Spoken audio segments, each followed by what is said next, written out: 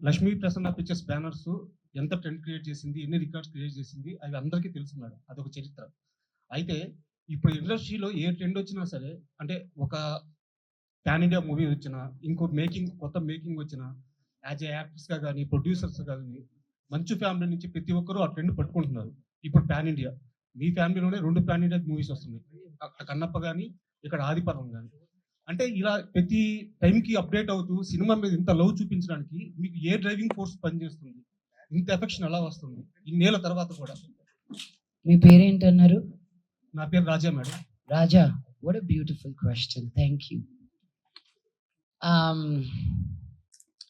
This is a బేసిక్గా చెప్తా. ఈ పదం మటుకు నన్ను వదలట్లేదు. నేను ఏమైనా అన్నా ఇప్పుడు ఏదైనా మాట్లాడాలంటే నాకే సిగ్గు. బేసిక్గా this is a bread and butter. Okay. Also ఒక ఆర్టిస్ట్గా మాకు ఒక ఎక్స్పిరేషన్ డేట్ అనేది ఉండదు. అండ్ ఎన్ని డబ్బులున్నా ఇక్కడ చాలా మంది కూడా ఒక ఆర్టిస్ట్గా కాకుండా ఇంజనీర్ గాను, ఒక డిగ్రీ ఫినిష్ చేసుకోనో, ఫార్మసీ గాను అన్ని ఏదో ఒకటి చేసి మళ్ళీ సినిమాల్లోకి వస్తారు.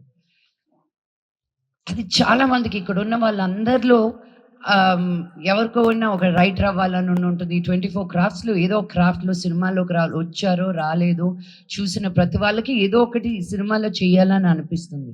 మాకు కూడా అంతే. కానీ అందరికీ ఆ బ్లెస్సింగ్స్ ఉండవు. చాలామంది వస్తారు వెళ్ళిపోతారు. బికాజ్ ఇక్కడ నిలదొక్కుకోవడం అంత ఈజీ కాదు. బట్ మా నాన్నగారు సక్సెస్ గురించి ఎక్కువ నేర్పించారో లేదో కానీ ఫెయిలియర్ గురించి మటుకు చాలా బాగా నేర్పించారు. దాన్ని నిలదొక్కుకోవడం, జీవితం ఇంతే అనుకుంటే నరకం, జీవితం ఎంతో అనుకుంటే స్వర్గం అనే ఒక పాఠశాలలో నుంచి వచ్చిందాన్ని నేను. సో నేను అదే అంటాను, మా నాన్నకి వయసు తక్కువ అవుతుంది, నాకు ఎక్కువ అవుతుంది అని. ఆయన పరిగెత్తినట్టు మా వల్ల కూడా కావట్లేదండి ఈరోజు. So he is the true artist. And అలాంటి ఒక ఆర్టిస్ట్ని చూసి పెరిగినప్పుడు టైర్డ్నెస్ అని ఉండదు. I'm still motivated. నన్ను అంటారు, నువ్వు ఇన్స్టాగ్రామ్లో యాక్టివ్గా ఉంటావు, యూట్యూబ్లో యాక్టివ్గా ఉంటావు, సినిమాలు చేస్తావు, ఓటీటీ చేస్తావు అంటే ఐఎమ్ అన్ ఆర్టిస్ట్. నాకు ఏ మీడియంకి ఏది డిఫరెన్స్ ఉండదు. ఈ కెమెరా అయినా ఒకటే, పెద్ద కెమెరా అయినా ఒకటే. Thank you.